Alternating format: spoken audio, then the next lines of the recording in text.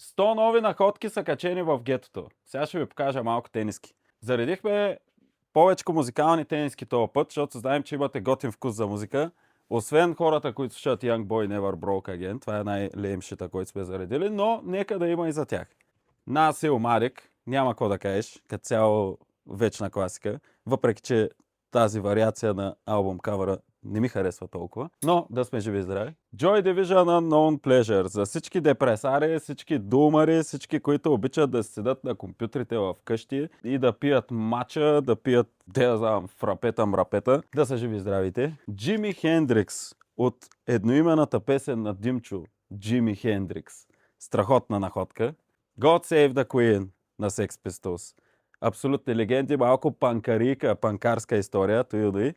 Kanye West, I wish I had a friend like me. Ако съществуват още федове на Kanye, това е за вас. Не знам дали сте слушали Буле, ако някой го е слушал да напише в коментарите дали е добре, защото аз нямам намерение да го слушам. Котуй Алая. Не я знам много каква е, не знам нито една песен, но графиката е брутална, така че важи. Мачка от чесън.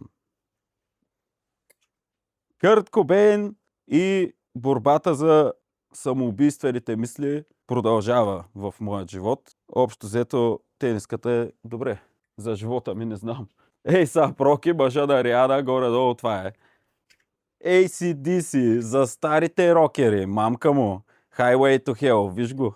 Има рога. Представяш ли си за какво става въпрос?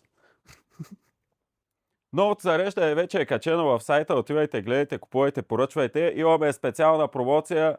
Третата находка е безплатна. Така че разглеждайте и най-ефтината трета находка я взимате абсолютно без пари, защото знаем, че всички харесват аванти, всички харесват офертички. Така че отивайте и намазвайте.